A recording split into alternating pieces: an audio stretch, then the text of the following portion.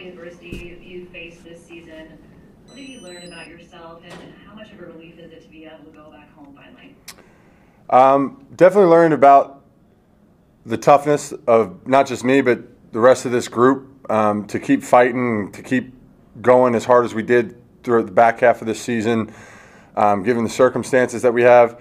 Yeah, and definitely, it is a relief to get home and get out of here and get home to family and have a little breathing room here and get right for next season. But the things you learn is that, like I said earlier this week, it's a matter of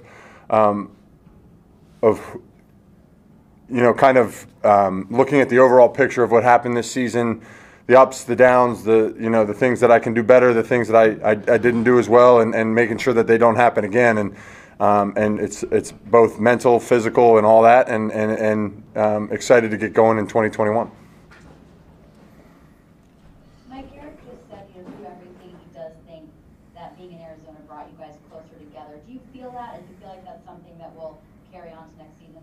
Yeah, absolutely. I think anytime that you struggle through things with people, anytime that you are and that's what football does in general, but to have an extenuating circumstance like like what we've had over the last 5 or 6 weeks, that certainly does the same thing. And it's everybody common struggle and persevering through things as a unit, as a group, as a team certainly brings people together in all aspects. And I think it did that. I think Eric hit it on the head. I was sitting in the back of the room when he answered that question. I think he hit it on the head. I think we certainly got closer, both with the coaching staff, as players, the support staff, everybody.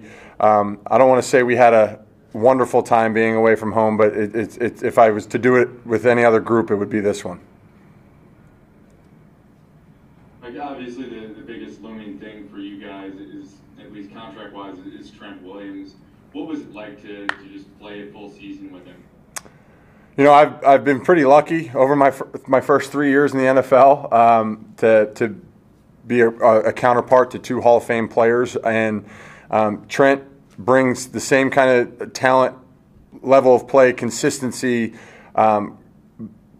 backbone, a guy that you can count on every single week, just like Joe did. And obviously the two of them are very different personalities and things like that, but Trent came in as the new guy this offseason after the established success that he's had with the team for 9 or 10 years or however long he was in Washington, and that's not an easy thing to do. And to be the guy that he was and the teammate that he was and the willingness to learn and be a part of what we do here is a testament to who Trent is as a man as well, on top of the level of play. And I think it was obviously a huge blessing for us to have Trent here this year. And obviously, this game is a huge business, but we're hoping to keep him as long as we can, and because he's as good as it gets in this game.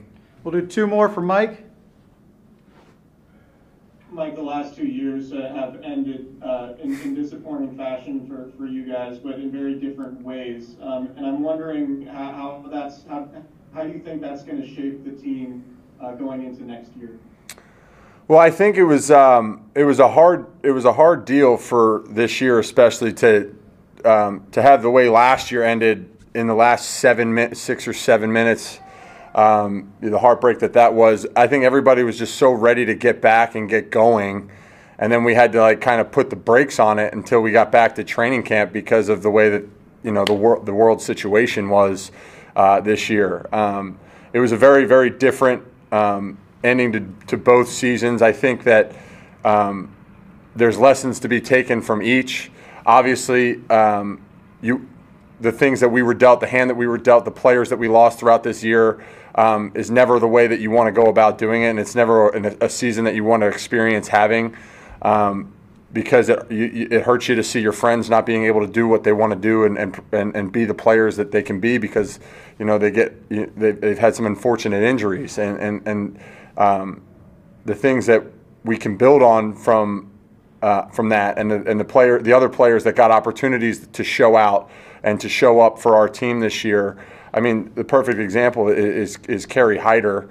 I mean, the job that he did for our organization, for our defense, for our entire team is something that was truly special. And it's people like that give you these kind of lessons of just no matter what the circumstances are, no matter how the success of our team's been, there's people that you got to fight for, and he is one of those guys. And I obviously love Kerry and the job that he's done for our team, but he's just a perfect example of what these kind of the differences of seasons have been about. And he got an opportunity and ran with it, and it's another opportunity for us, an example for us to learn from, to continue to grind forward and take what we can from the past 2 seasons.